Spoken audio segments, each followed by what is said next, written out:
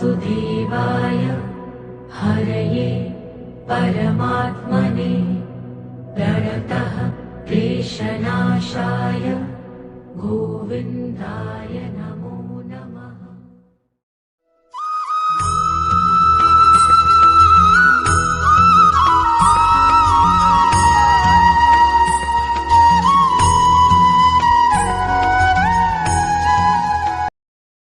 பரீட்சித்து மன்னன் சுகரை நோக்கி பேசத் தொடங்கினான். முனிவர்களுள் சிறந்தவரே, சந்திர வம்சம் சூரிய வம்சம் பற்றி விரிவாக எடுத்து கூறினீர்கள். பின்னர் யது வம்சத்தவர்களின் வரலாறுகளையும் கூறினீர்கள். இனி அவ்வம்சத்தில் பூர்ணாம்சமாக தோன்றிய ஸ்ரீ மகாவிஷ்ணுவின் லீலா வினோதங்களை எங்களுக்கு கூற வேண்டும் என்று பணிவுடன் வேண்டிக் கொண்டான். இவ்வார்த்தைகளை கேட்ட சுகமுனிவர் மிகவும் மகிழ்ச்சி அடைந்தார். யது வம்சத்தில் தோன்றியவரும் ஸ்ரீ மகாவிஷ்ணுவின் பூர்ண அம்சமாக தோன்றியவருமான ஸ்ரீ கிருஷ்ணரினுடைய வரலாற்றை சொல்லத் தொடங்கினார். முன்னொரு காலத்தில் பூமியில் அநேக மன்னர்கள் மிகவும் கர்வம் உள்ளவர்களாய் திகழ்ந்தார்கள். அவர்கள் முற்பிறவியில் அசுரர்களாய் இருந்தவர்கள். அவர்களினுடைய ஆட்சியில் நாடானது பெரும் துன்பத்தை அடைந்தது. நாட்டு மக்கள் எப்பொழுதும் சோகத்துடன் வாழ்ந்து வந்தனர். பூமி பெரும் பாரம் உடையதாயிற்று. எனவே பூமாதேவி பசுவின் வேடம் தாங்கி நேரே பிரம்மதேவரிடம் சென்றாள். தனக்கு ஏற்பட்டுள்ள துன்பத்தை எல்லாம் விரிவாக எடுத்து கூறினாள். கண்ணீர் பெருக்கியபடி நின்றாள். அதனை கேட்டு வருந்திய பிரம்மதேவர் மற்ற தேவர்களையும் பரமசிவனையும் அழைத்து கொண்டு பூமாதேவியுடன் திருப்பார்கடலுக்கு சென்றார். அங்கு புருஷ சூக்தம் என்னும் மந்திரத்தை உச்சரித்து மகாவிஷ்ணுவை வணங்கினார். அந்த நேரத்தில் வானத்தில் அசரீரி ஒன்று தோன்றியது. ஆனால் அந்த அசரீரியின் செய்தியை பிரம்மதேவர் மட்டுமே கேட்டார். அந்த வார்த்தைகளால் மகிழ்ச்சி அடைந்தார். அதனை தன்னுடன் வந்த தேவர்களுக்கு எடுத்துரைக்கத் தொடங்கினார். தேவர்களே, பூமிக்கு நேர்ந்துள்ள பெரும் துன்பத்தை பகவான் முன்னமே தெரிந்து வைத்துக் கொண்டிருக்கின்றார். எனவே அப்பெருமான் வசுதேவரினுடைய வீட்டில் திரு அவதாரம் செய்ய திருவுள்ளம் கொண்டிருக்கின்றார். எனவே நீங்கள் யாவரும் யது வம்சத்தில் அவர் தோன்றுவதற்கு முன்பே தோன்ற வேண்டும். அதுவும் பெண்களாக தோன்ற வேண்டும். அவர் எவ்வளவு காலம் பூமியில் வாழ்கின்றாரோ அவ்வளவு காலம் பூமியில் நீங்களும் வாழ்ந்து அவரை துதிக்க வேண்டும். மற்றொரு செய்தியையும் கேளுங்கள். 1000 முகங்கள் உடைய ஆதிசேஷன் பகவானின் தமையனாக அவதரிக்க உள்ளார். அத்துடன் மாயையும் ஏதோ ஒரு காரிய நிமித்தமாக அவதரிக்கப் போகின்றாள். பகவான் பூமியின் பாரத்தை நீக்கும் பொருட்டே இதனை மேற்கொள்கின்றார். எனவே நான் சொன்னபடி உடனே செய்யுங்கள் என்று கூறி முடித்தார். பின்னர் பிரம்மதேவர் தேவர்களுக்கு உத்தரவு கொடுத்து அவர்களை அனுப்பி வைத்தார். பூமாதேவிக்கு பலவிதமான சமாதான வார்த்தைகளை கூறி அவளை ஆறுதல் அடையும்படி செய்தார். அவளையும் அங்கிருந்து அனுப்பி வைத்தார்.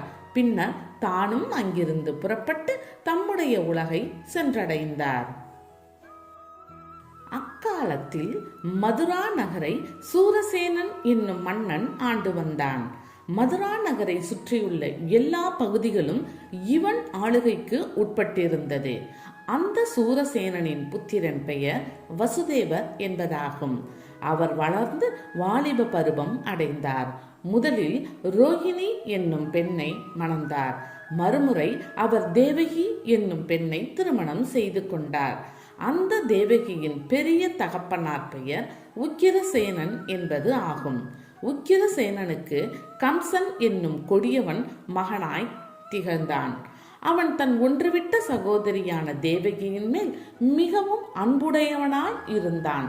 கம்சன் போஜகுலத்தில் தோன்றியவன்.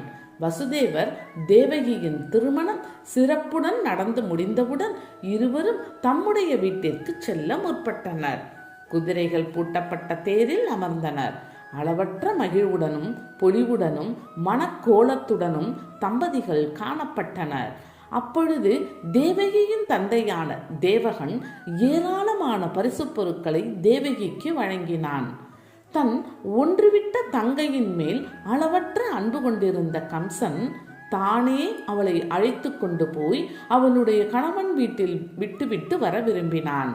எனவே தேரை ஓட்டும் பொருட்டு அவனே நேரடியாக தேரில் ஏறி அமர்ந்தான். சங்கம், தூரியம், மிருதங்கம், துந்துபி முதலிய மங்கள வாத்தியங்கள் முழங்கின. கம்சன் தேரை செலுத்தத் தொடங்கினான். தேர் மெல்ல மெல்ல நகர்ந்தது. தேவகன் வழங்கிய பரிசு பொருட்களை ஏற்றிக்கொண்டு பலவிதமான தேர்களும் பின்தொடர்ந்து சென்றன. கம்சன் குதிரைகளின் கடிவாளத்தை பிடித்து தேரை செலுத்த அளவற்ற மகிழ்வுடனும் புன்சிரிப்புடனும் தம்பதியர் தேரில் ஊர்வலம் வரத் தொடங்கினர். கம்பீரத்துடன் தேரை செலுத்திக் கொண்டிருந்த கம்சனின் காதுகளில் இடி முழக்கம் போல் வானிலிருந்து ஒரு சப்தம் கேட்டது. கம்சன் திடுக்கிட்டு போனான். சுற்றும் முற்றும் பார்த்தான். வானிலிருந்து கேட்ட அந்த சப்தம் அசரீரி என்பதை உணர்ந்து கொண்டான். வானில் தோன்றிய அசரீரி என்ன சொல்ல போகின்றது என்று கவனமாக கேட்கத் தொடங்கினான். ஏ கம்சா, என்ன முட்டாள்தனமான காரியத்தை செய்கின்றாய்? சகோதரி என்று பாசத்துடன் அழைத்துச் செல்லும் இந்த தேவகியின் வயிற்றில் தோன்றும் 8வது பிள்ளையால் உனக்கு மரணம் உண்டாகும் என்று கூறியது. அதனை கேட்ட கம்சன் திடுக்கிட்டு போனான். ஓ ஓ என்று கோபத்தால் குதித்தான். தன் கையில் இருந்த குதிரைகளின் கடிவாளங்களை வீசி எறிந்தான். ஆத்திரத்தில் புருவங்களை நெரித்தான். தேர்தட்டில் இருந்து வேகமாக கீழே குதித்தான். கோபத்துடன் தேவகியை நோக்கி ஓடி வந்தான். வசுதேவரின் அருகில் அமர்ந்திருந்த அவளுடைய தலைமயிரை பிடித்து இழுத்தான். கீழே தள்ளினான்.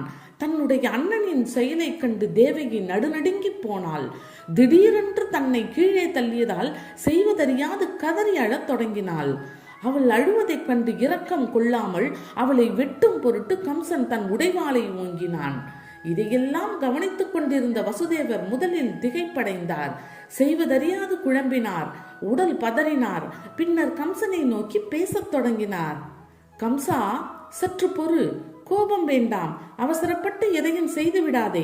நீ வீரம் பொருந்தியவன், புகழ்மிக்க போஜ வம்சத்தில் தோன்றியவன், மிக்க பெருமை உடையவன். அப்படிப்பட்ட நீ இத்தகைய பாவ காரியத்தை செய்து உன்னுடைய கௌரவத்தை கெடுத்துக் கொள்ள வேண்டாம். அன்புக்குரிய உன் தங்கையான தேவகியை கொல்ல வேண்டாம் என்று தன் இரு கைகளையும் கம்சனிடம் நீட்டி அவன் இரக்கம் கொள்ளும்படி பேசத் தொடங்கினார். மிகவும் கொடியவனான கம்சன் இவ்வார்த்தைகளை ஒப்புக்கொள்ளவில்லை. துஷ்டனான அவன் வசுதேவரை பார்த்து நிதானமாக பேசத் தொடங்கினான். இருப்பினும் தன் கையில் ஏந்திய வாளை அவன் கீழே போடவில்லை.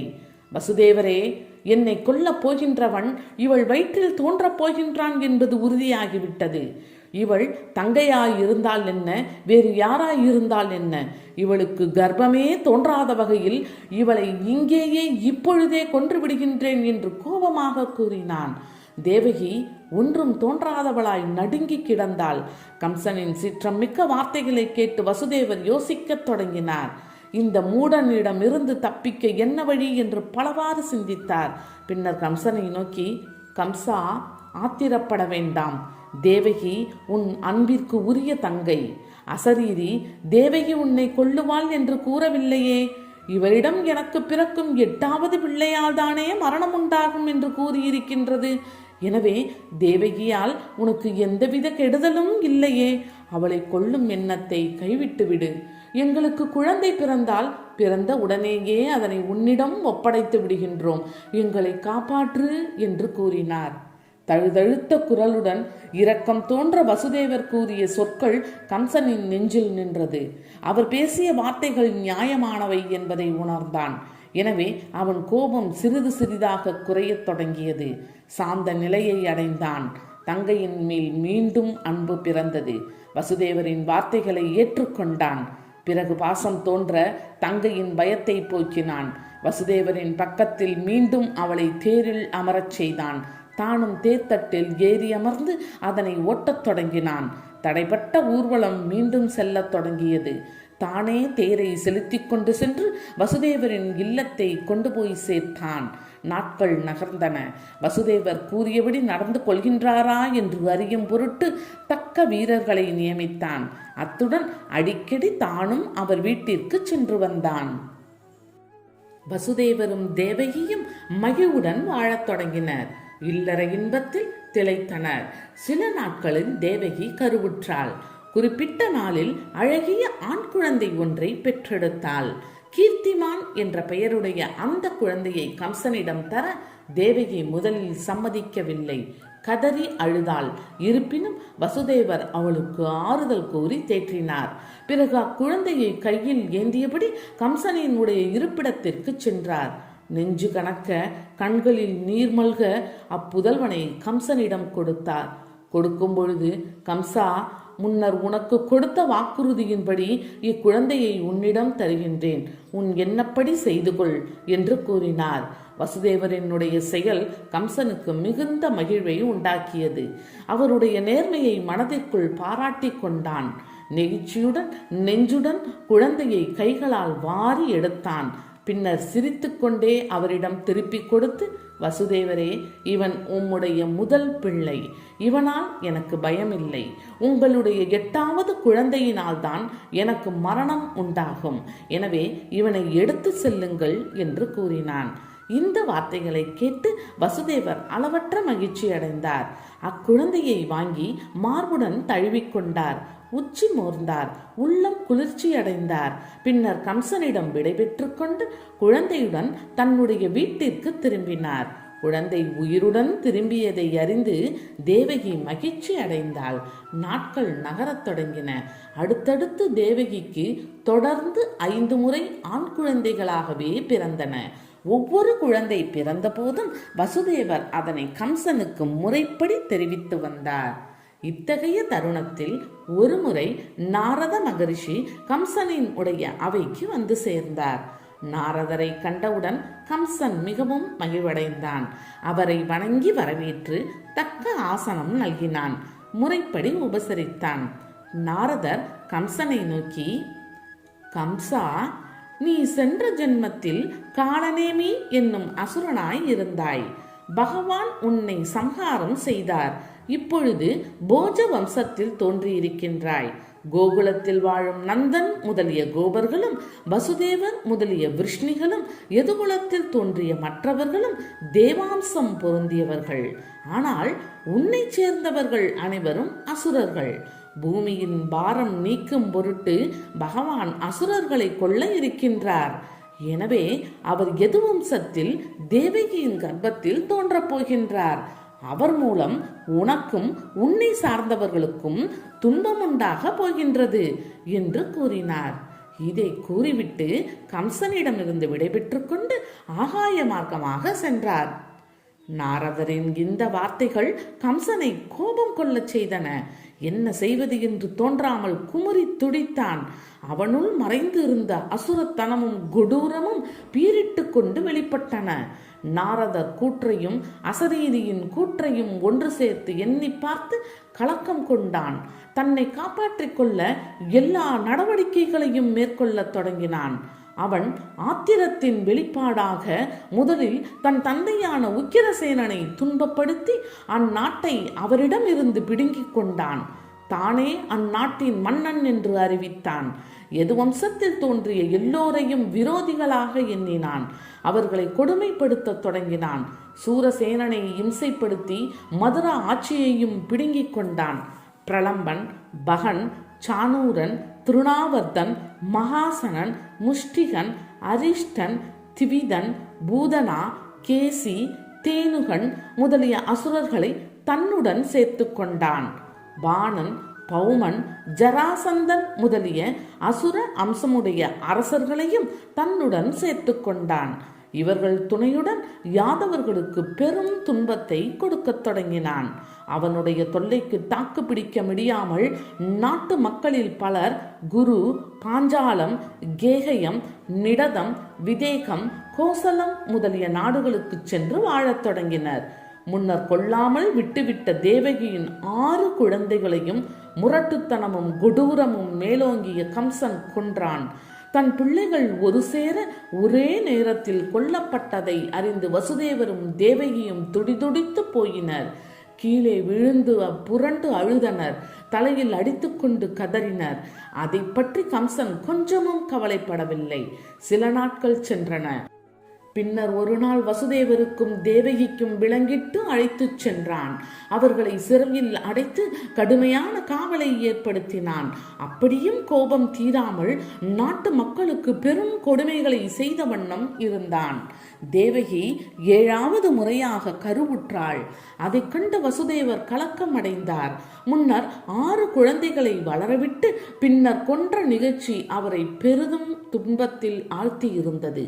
பிறந்த சிறிது நேரத்திற்குள் மடிய போகும் அக்குழந்தையை எண்ணி வருந்தினார். இருப்பினும் தன்னால் எதுவும் செய்ய முடியாத தன் இயலாமைக்கு நொந்தார். ஆதிசேஷனுடைய அம்சமே இப்பொழுது தேவகியின் வயிற்றில் கர்ப்பமாக வந்து தங்கியது. முன்னர் தோன்றிய குழந்தைகளைப் போன்று இதுவும் அழிந்துவிடக் கூடாது என்று பகவான் எண்ணினார். வைகுண்டத்தில் உள்ள அவர் துஷ்டர்களை அழிக்கும் பொருட்டு திரு அவதாரம் செய்ய வேண்டிய காலம் நெருங்கிவிட்டது என்பதை உணர்ந்து கொண்டார். எனவே அவர் மாயையை அழைத்தார். தேவி, மதுராவில் கம்சனினுடைய தொல்லைகளுக்கு ஆட்பட்டு யாதவர்கள் பெரும் துன்பப்படுகின்றார்கள். அவர்களை காக்க வேண்டிய அவசியம் ஏற்பட்டு விட்டது. எனவே நீ கோகுலத்திற்கு செல்ல வேண்டும். அங்கு வசுதேவரின் முதல் மனைவியான ரோகிணி வசிக்கின்றாள். கம்சனுக்கு பயந்து வசுதேவர் அவளை நந்தகோவனின் அரண்மனையில் ரகசியமாக தங்க வைத்துள்ளார். ஆதிசேஷனின் அம்சமான குழந்தையானது தேவகியின் வயிற்றில் வளர்ந்து வருகின்றது. அவளோ மதுராபுரி சிறையில் கிடந்து வாடுகின்றாள். அவளுடைய வயிற்றில் உள்ள கருவை எடுத்து ரோகிணியின் வயிற்றுக்கு மாற்றிவிடு. அத்துடன் நந்தகோபனினுடைய மனைவியான யசோதையின் வயிற்றில் நீ பெண்ணாக பிறக்க வேண்டும். அதே நேரத்தில் நான் தேவகியின் வயிற்றில் அவதாரம் செய்வேன். நீ உடனே செல் என்று கூறினார். பகவானினுடைய அந்த வார்த்தைகளை கேட்டு மாயை பெரிதும் மகிழ்ச்சி அடைந்தாள். அவருடைய வார்த்தைகளை தலைவணங்கி ஏற்றுக்கொண்டாள். பின்னர் பூலோகத்திற்கு வந்து தேவகியின் வயிற்றில் இருந்த கருவை ரோகிணியின் வயிற்றுக்கு மாற்றினாள். பின்னர் தானும் யசோதையின் வயிற்றில் சென்று கர்ப்பமாக தங்கினாள். தேவகியின் வயிற்றில் இருந்த கர்ப்பமானது ரோகிணியின் வயிற்றுக்கு மாறியதை ஒருவரும் அறியவில்லை. எனவே எல்லோரும் தேவகியின் கர்ப்பம் கடைந்துவிட்டது என்று எண்ணினர். கம்சனிடத்தில் அவள் கொண்ட பயமே அவளுடைய கர்ப்பம் கலைந்ததற்கு காரணம் என்று மக்கள் எண்ணினர். எனவே எல்லோரும் கம்சனை நிந்தித்து பேசத் தொடங்கினர். சில நாட்களுக்கு பின் தேவகி மீண்டும் கருவுற்றாள். பகவான் அவளுடைய கருவில் வந்து தங்கினார். 8வது முறையாக தேவகி கருவுற்று இருக்கின்றாள் என்ற செய்தி அறிந்த கம்சன் நிலைகலங்கி போனான். உடனே கம்சன் தேவகி இருக்கும் சிறைக்கு விரைந்து வந்தான். அப்பொழுது தேவகி மிகவும் அழகுடையவளாக திகழ்ந்தாள். அவன் முகத்தில் ஒரு பொலிவு இருந்தது. தேகத்தில் ஒரு பூரிப்பு தென்பட்டது. அதை கண்ட கம்சன் நிலை குலைந்தான். தேவகியை கண்ட கம்சனினுடைய உள்ளம் பலவாறு எண்ணியது. முன் எப்பொழுதும் இல்லாத அழகுடையவளாக இப்பொழுது தேவகியின் தோற்றம் அளிக்கின்றாள். நாரதர் கூறியது போன்று நாராயணனே இவள் வயிற்றில் குழந்தையாக வளர்ந்து வருகின்றானோ? அப்படி இல்லாவிட்டால் இவளுடைய உடலுக்கு இப்படிப்பட்ட பூரிப்பு எப்படி வந்தது? சந்தேகமே இல்லை, என்னுடைய எதிரியான நாராயணனே இப்படி வளர்கின்றான். அப்படியென்றால் இத்தகைய பேராபத்தில் இருந்து எப்படி தப்பிப்பது? இவளையே கொன்றுவிட்டால்? ஆம், அதுதான் சரி. அது நல்ல யோசனைதான். ஆனால் அதிலும் சில சங்கடங்கள் இருக்கின்றனவே. இவளை கொல்வதன் மூலம் கொடிய பாவமல்லவா வந்து சேரும். பெண் கொலை, சகோதரி கொலை, கர்ப்பிணி கொலை ஆகிய 3 பாவங்களும் ஒரு சேர வந்தல்லவா வாய்க்கும். அதன் மூலம் நம் ஆயுளும் செல்வங்களும் நாசமடைந்து விடுமே. பின் வேறென்ன செய்வது? அவளுக்கு பேர்காலம் வந்து குழந்தை பிறக்கும் வரை பொறுத்திருக்க வேண்டியதுதான், வேறு வழியில்லை என்றெல்லாம் எண்ணினான். இந்த எண்ணம் வந்தவுடன் வசுதேவருக்கும் தேவகிக்கும் உள்ள கட்டுக்காவலை அதிகப்படுத்தினான். காவலர்களுக்கு கடுமையான உத்தரவும் பிறப்பித்தான். அவர்களை எச்சரிக்கையுடன் பாதுகாக்கும்படி காவலர்களுக்கு கட்டளையிட்டான். தேவகியின் பிரசவ காலம் நெருங்கிக் கொண்டிருந்தது. சதா சர்வ காலமும் அவள் பகவானையே பிரார்த்தித்துக் கொண்டிருந்தாள். சுபமான அந்த நன்னாளும் வந்து சேர்ந்தது. அப்பொழுது பிரம்மா போன்ற தேவர்களும் நாரதர் போன்ற மகிழ்ச்சிகளும் வானில் வந்து கூடி நின்றனர். தேவாதி தேவனான பெருமான் திரு அவதாரம் செய்ய போகும் காட்சியை காண அவர்களின் உள்ளம் பெரிதும் விரும்பியது. பெரும் மகிழ்வு கொண்ட அவர்கள் ஒன்று சேர்ந்து பெருமானை துதி செய்ய தொடங்கினர். பெருமானே, உலகில் கொடியவர்களால் நல்லவர்களுக்கு செய்யப்படும் கொடுமை மேலோங்கும் காலத்தில் தாங்கள் திரு அவதாரம் செய்கின்றீர்கள். அந்த கொடியவர்களை அழித்து நல்லவர்களை காப்பாற்றுகின்றீர்கள். தற்போது கம்சனால் யாதவர்கள் அடையும் துன்பம் அளவிட முடியாதது. எனவே தாங்கள் திரு அவதாரம் செய்து எல்லோரையும் காக்க வேண்டும் என்று துதித்து வேண்டி நின்றனர். அன்று ஆவணி மாதம் கிருஷ்ணபட்ச அஷ்டமி நாள் நடுநிசி நேரம். நவ கிரகங்கள் யாவும் உத்தம ஸ்தானங்களில் இருந்தன. திக்குகள் தெளிவுடன் காணப்பட்டன. எங்கும் மங்களகாரியங்கள் நடைபெற்றன. தடாகங்களில் தாமரை மலர்ந்திருந்தன.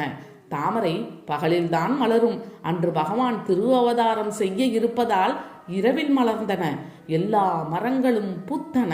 பறவைகள் இனிமையுடன் ஒலி செய்தன. நல்ல நறுமணம் மிக்க காற்றானது வீசியது. தேவலோகத்தில் தேவதுந்துபிகள் முழங்கின. கிண்ணறர்களும் கந்தர்வர்களும் பாடினார்கள். அழகிய பெண்கள் நடனமாடினர். பூமாரி பொழிந்தது. சாரணர்கள் கரம் குவித்து துதி செய்தனர். மகிரிஷிகள், தேவர்கள், நகர மக்கள் இவர்களின் உள்ளத்தில் இனம் புரியாத இன்பம் உண்டாயிற்று. இத்தகைய இனிமையான நேரத்தில் தேவகியின் வயிற்றில் பகவான் திரு அவதாரம் செய்தார். அவருடைய தோற்றம் சூரிய உதயத்தை ஒத்திருந்தது. அந்த குழந்தையை கண்டு வசுதேவர் ஆனந்தம் அடைந்தார். தேவர்கள் ஆசீர்வதித்தனர். அந்த குழந்தை மிகவும் ஆச்சரியமான தோற்றத்தை உடையதாய் இருந்தது. தாமரை மலர் போன்ற சிவந்த கண்கள், சங்கு சக்கரம் போன்ற ஆயுதங்களை தாங்கிய 4 கைகள், பீதாம்பரம் அணிந்த உடல், மேகம் போன்ற கடுமையான நிறம், கழுத்தில் கௌஸ்துப மாலை, வைடூரியம் இழைத்த கிரீடம், குண்டலம் அணிந்த காதுகள், சுருண்ட கூந்தல், இத்தகைய தோற்றங்களை உடைய அக்குழந்தையை கண்ட வசுதேவர் அளவற்ற மகிழ்ச்சி அடைந்தார். பரமபுருஷனே திரு அவதாரம் செய்துள்ளார் என்பதை உணர்ந்து கொண்டார். எனவே தன் 2 கைகளையும் கூப்பி வணங்கினார். பின்னர், பெருமானே, உலக நன்மையை முன்னிட்டு தாங்கள் திரு அவதாரம் செய்துள்ள பெருமையை உணர்ந்து கொண்டேன். இருப்பினும் கம்சனின் உடைய செயலையும் நான் அறிந்துள்ளேன். தேவகிக்கு 8வது குழந்தை எப்பொழுது பிறக்கும் என்று அவன் காத்து கொண்டிருக்கின்றான். தன் பணியாட்கள் மூலம் அவனுக்கு செய்தி எட்டியவுடன் உம்மை கொல்லும் பொருட்டு வாளை ஓங்கிக் கொண்டு ஓடி வருவானே, அப்பொழுது நான் என்ன செய்வேன் என்று கவலையுடன் கூறினார். கம்சனிடம் பெரும் பயம் கொண்டவளான தேவகி தன்னுடைய மகனை பார்த்து பேசத் தொடங்கினாள். அறிவு போன்றவற்றை பிரகாசிக்கச் செய்யும் பகவான் மகாவிஷ்ணு நீயே என்பதை நான் உணர்ந்து கொண்டேன். இருப்பினும் பாவியாகிய கம்சன் உன்னுடைய அவதாரத்தை அறிந்து கொள்ளாமல் இருக்க வேண்டும். அதன் பொருட்டே அச்சம் கொள்கின்றேன். எதன் பொருட்டு இவ்வுருவத்துடன் நீ தோன்றினாய்? உடனே உன்னுடைய இந்த தோற்றத்தை மாற்றிக்கொள். உலகில் பிறக்கும் மற்ற குழந்தைகளைப் போன்ற உருவத்தை அடைந்துவிடு என்று துதித்து வேண்டி நின்றாள். அதை கேட்ட பகவான் தேவகியை பார்த்து பேசத் தொடங்கினார். தாயே, ஸ்வயாம்பு மன்வந்தரத்தில் முற்பிறவியில் நீ பிரச்சனி என்ற பெயருள்ளவளாய் இருந்தாய். அப்பொழுது இவர் சுதபஸ் என்பவராய் இருந்தார். நீங்கள் இருவரும் ஒன்று சேர்ந்து புலனின்பங்களை அடக்கி கடுமையான தவம் செய்தீர்கள். மழை, வெயில், காற்று, பனி, நெருப்பு போன்றியவற்றின் துன்பங்களுக்கு ஆட்படாமல் செயல்பட்டு என்னையே தியானித்தீர்கள். 12,000 தேவ வருடங்கள் காற்றை மட்டுமே உட்கொண்டு என்னை மனதில் இருத்தி வந்தீர்கள். நான் நேரடியாக உங்கள் முன் தோன்றி என்ன வேண்டும் என்று கேட்டபொழுது மோட்ச மார்க்கத்தை விரும்பாமல் என்னை புத்திரனாக அடைய வேண்டும் என்று கோரிக்கை விடுத்தீர்கள். உங்கள் வேண்டுகோளின்படி நான் பிரசனிகற்பர் என்ற பெயருடன் தங்கள் புதல்வனாக அவதாரம் செய்தேன். அதற்கு அடுத்த பிறவியில் நீங்கள் காசிபராகவும் அதிதியாகவும் தோன்றினீர்கள். நான் உங்களுக்கு வாமனராக அவதாரம் செய்தேன். இந்த பிறவியில் வசுதேவர் தேவகியாக உள்ளீர்கள். உங்கள் முற்பிறவிகளை நினைவூட்டும் பொருட்டே இந்த தோற்றத்துடன் பிறந்தேன். இனி நான் என்னுடைய உருவத்தை மாற்றிக்கொள்கின்றேன். இயல்பான குழந்தை நிலைக்கு அடைந்து விடுகின்றேன். கம்சனிடம் நீங்கள் மிகவும் பயப்படுவதால் என்னை நீங்கள் இங்கே வைத்திருக்க வேண்டாம். கோகுலத்தில் வாழும் யசோதையின் வயிற்றில் என்னுடைய மாயையானவள் பெண்ணாக பிறந்திருக்கின்றாள். என்னை கொண்டு போய் அங்கே விட்டுவிட்டு அக்குழந்தையை இங்கே கொண்டு வாருங்கள். நீங்கள் இங்கிருந்து செல்லும் பொருட்டு உங்கள் விலங்குகள் கழலும், கதவுகள் தாமே திறக்கும், கடத்ததற்கு அரிய யமுனா நதியானது தானே வழிவிடும் என்று கூறி முடித்தார். இந்த வார்த்தைகளை கேட்டு வசுதேவரும் தேவகியும் பெரும் ஆச்சரியம் அடைந்தனர். கம்சனிடம் இருந்து தங்களுக்கு ஒரு விடிவு காலமே வந்துவிட்டது என்று கருதினார்கள். அளவற்ற மகிழ்ச்சி உடையவர்கள் ஆனார்கள். அப்பொழுது பெருமான் அவர்கள் பார்த்திருக்கும் பொழுதே இயல்பான குழந்தையாக மாறினார். அதை கண்ட தம்பதியர் வியப்பையும் மகிழ்ச்சியையும் மாறி மாறி அடைந்தனர். பெருமானின் மங்கள ரூபம் மாறியவுடன் வசுதேவர் தேவகியின் விலங்குகள் தாமே கழன்று கீழே விழுந்தன. தேவகி குழந்தையை கையில் எடுத்து வாரி முத்தமிட்டாள். வசுதேவர் அவளிடம் இருந்து குழந்தையை பெற்றுக்கொண்டு மார்புடன் அணைத்து கொண்டார். பெருமானின் உத்தரவுபடி குழந்தையை எடுத்துக்கொண்டு புறப்பட தயாரானார். கண்ணில் நீர் மல்க தேவகி தன் குழந்தைக்கு ஆசி நல்கினாள். அதை விட்டு பிரிய மனம் இல்லாதவளாய் ஆனந்த கண்ணீர் சொரிந்தாள். புறப்பட தயாரானவுடன் சிறை கதவுகள் வசுதேவர் பார்த்தார். அந்த தருணத்திலேயே சிறை கதவுகள் தாமே திறந்து கொண்டன. மாயையின் கட்டுப்பாட்டுக்குள் மதுராபுரி, கோகுலம் போன்ற இடங்கள் இருந்தன. அதனால் சிறை காவலர்கள் உட்பட எல்லோரும் உறங்கி கிடந்தனர். வசுதேவர் குழந்தையை கையில் ஏந்தியபடி கோகுலம் புறப்பட்டார். அப்பொழுது மேகமானது உருண்டு திரண்டது, முழக்கம் செய்யத் தொடங்கியது. பின்னர் பெருமழையாக கொட்டத் தொடங்கியது. அப்பொழுது வசுதேவரும் குழந்தையும் நனையாமல் இருக்கும் பொருட்டு 1000 படங்களை உடைய ஆதிசேஷன் அவர்களை பின்தொடர்ந்து சென்றான். தன் பெரிய படத்தை விரித்து அவர்கள் மேல் மழைத்துளிகள் விழாமல் குடையாக பிடித்து பாதுகாத்தபடி தொடர்ந்து சென்றான். வழியில் யமுனை யாரானது குறுக்கிட்டது. பெரிய அலைகளை உடைய அந்த ஆறு மிக ஆழமானது, பெரிய சுழிகளை உடையது, கடந்து செல்வதற்கு முடியாதது. பெருகி வரும் வெள்ளத்தை தாண்டி எவ்வாறு அக்கரையை அடைவது என்று வசுதேவர் முதலில் தயக்கம் காட்டினார். இருப்பினும் தெய்வத்தின் கட்டளை என்ற அடிப்படையில் ஆற்றின் கரையை நெருங்கினார். ஆறு அவருடைய ஆணைக்கு கட்டுப்பட்டது போன்று அப்படியே நின்றுவிட்டது. நடுவிலே பாதை போட்டது போன்று ஓர் ஒற்றை வழி தானே உண்டானது. பெருமானினுடைய அருட்கருணையை எண்ணி வசுதேவர் வியப்படைந்தார். பின்னர் விரைந்து நடந்து சென்று ஆற்றை கடந்தார். கோகுலத்தை அடைந்தார். அந்த நேரத்தில் மாயையின் ஆட்சிக்கு உட்பட்ட கோகுலத்து மக்கள் யாவரும் உறக்கத்தில் இருந்தனர். அரண்மனை கதவுகள் திறந்து கிடந்தன. காவலர்கள், பணிப்பெண்கள் எல்லோரும் உறங்கிக் கொண்டிருந்தனர். நந்தகோபரின் மனைவியான யசோதைக்கு சற்று முன்னர் ஒரு பெண் குழந்தை பிறந்திருந்தது. மயக்க நிலையில் இருந்த யசோதை தனக்கு குழந்தை பிறந்ததை உணர்ந்தாள். ஆனால் அக்குழந்தை ஆணா பெண்ணா என்பதை உணர முடியவில்லை. அழகிய கட்டில் ஒன்றில் அவள் படுத்து உறங்கிக் கொண்டிருந்தாள். அவளுக்கு பக்கத்தில் அந்த பெண் குழந்தை படுத்திருந்தது. எல்லோரும் உறக்கத்தில் இருந்த நிலையில் வசுதேவர் எந்தவிதமான தட்டு தடங்களும் இன்றி நந்தகோபரின் அரண்மனைக்குள் நுழைந்தார். யசோதை படுத்திருந்த அறைக்குள் சென்றார். அவள் அருகில் இருந்த பெண் குழந்தை இருப்பதையும் கண்டார். தன் கையில் இருந்த குழந்தையை மாறி மாறி பார்த்தார். முகத்துடன் முகம் வைத்து முத்தமாறி பொழிந்தார். பிரிய மனமின்றி அக்குழந்தையை மீண்டும் மீண்டும் அணைத்துக் கொண்டார். பின்னர் ஒருவாறு மனம் தேறி அக்குழந்தையை யசோதையின் அருகில் படுக்க வைத்தார். பெண் குழந்தையை கையில் எடுத்து திரும்பினார். யமுனை ஆற்றை கடந்து மீண்டும் மதுராபுரியை வந்தடைந்தார். தான் முன்னர் இருந்த சிறையினுள் நுழைந்தார். அவர் நுழைந்தவுடன் சிறை கதவுகள் தாமே மூடிக்கொண்டன, தாமே தாழித்து கொண்டன. தேவகி இருக்கும் இடத்தை அடைந்து அவள் படுக்கையில் குழந்தையை படுக்க வைத்தார். உடனே அவர்கள் இருவரையும் முன்பு பிணித்திருந்த கை விலங்குகளும் கால் விலங்குகளும் தாமே பூட்டிக் கொண்டன. பின்னர் தேவகியிடம் நடந்தவை யாவற்றையும் வரிசையாக கூறினார். கேட்டு மகிழ்ந்த தேவகி தன்னருகில் இருந்த அக்குழந்தையை தன் மடிமேல் எடுத்து வைத்துக் கொண்டாள். அந்த நேரத்தில் அந்நகரை பிணித்திருந்த மாயையானது விலகியது. அப்பெண் குழந்தையும் வீறிட்டு அலறியது. அழுகுரல் சப்தம் கேட்டு காவலர்கள் விழித்து எழுந்தனர். எதிர்பாராமல் உறங்கிவிட்ட தன் நிலைக்கு வருந்தினர். எழுந்து விரைந்து ஓடி வந்தனர். தேவகியின் மடியில் இருந்த குழந்தையை கண்டனர். வீரர்களில் ஒருவன் கம்சனிடம் விரைந்து ஓடினான். தேவகிக்கு குழந்தை பிறந்த பிறந்திருக்கும் செய்தியை தெரிவித்தனர்.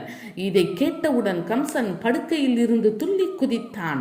ஓவென்று அலறினான். தன்னை கொல்லப் போகின்றவன் பிறந்து விட்டான் என்று நடுநடுங்கினான். பின்னர் ஆத்திரத்துடனும் ஆவேசத்துடனும் வாளை உருவிக்கொண்டு தேவகி இருக்கும் இடத்திற்கு ஓடி வந்தான்.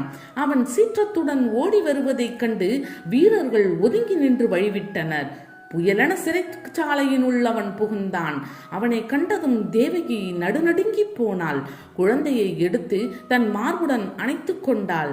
அப்பொழுது கம்சன் தன் தங்கையான தேவகியை பார்த்து, குழந்தையை என்னிடம் கொடுத்துவிடு என்று கர்ஜனை செய்தான். அதை கேட்டவுடன் தேவகி அழத் தொடங்கினாள். அண்ணா, என்னுடைய 6 குழந்தைகளையும் கொன்றுவிட்டீர்கள். இதுவோ பெண் குழந்தை, உமக்கு மருமகள் ஆண் குழந்தை அல்ல. இவளை கொல்ல வேண்டாம், இதனை விட்டுவிடு என்று கூறி மார்புடன் அணைத்து கொண்டாள். தேவகியின் அந்த வார்த்தைகளை கம்சன் காதிலேயே வாங்கிக் கொள்ளவில்லை. தேவகி கதற கதற அந்த குழந்தையை பிடுங்கிக் கொண்டான். அந்த குழந்தையின் 2 கால்களையும் பற்றி சுழற்றினான். ஓங்கி கல்லில் அடித்தான். ஆனால் அக்குழந்தை கல்லில் மோதாமல் மேலே உயர கிளம்பியது. வானில் உயரத்தில் ஓரிடத்தில் சென்று நின்றது. பயங்கரமாய் சிரித்து பேரொளியை உண்டாக்கியது. அந்த சப்தத்தை கேட்ட கம்சன் திடுக்கிட்டான். ஒளிவந்த திக்கை பார்த்தான். அங்கு அக்குழந்தை அழகிய தோற்றத்துடனும் திவ்யமான 8 கைகளுடனும் காணப்பட்டது. வில், சூலம், கேடகம், கத்தி, சங்கம், சக்கரம், கதை முதலிய ஆயுதங்களுடன் திகழ்ந்தது.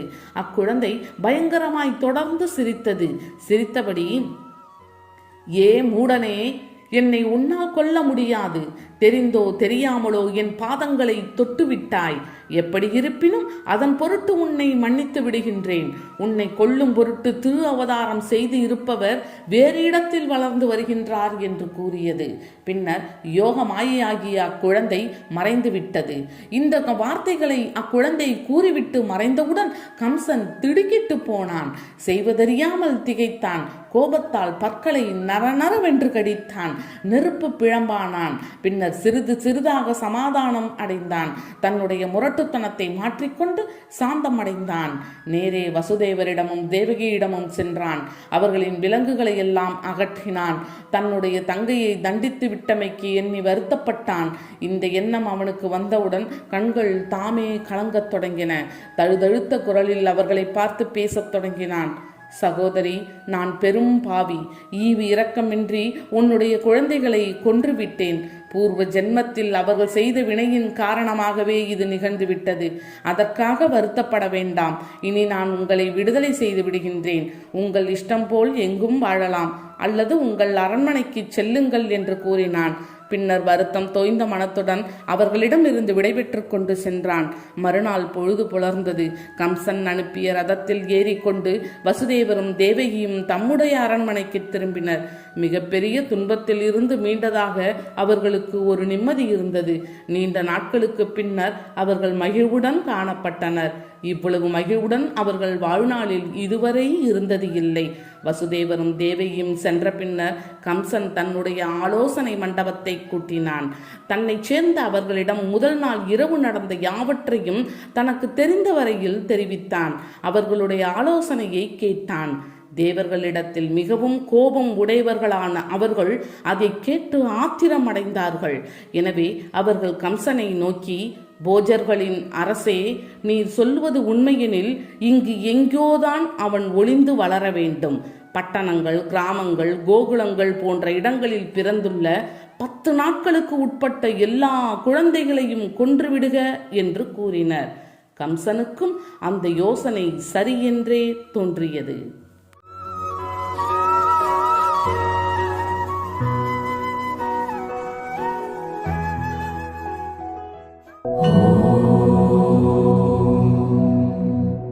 कृष्णाय वासुदेवाय हरये परमात्मने प्रणतः क्लेशनाशाय गोविन्दाय नमो नमः।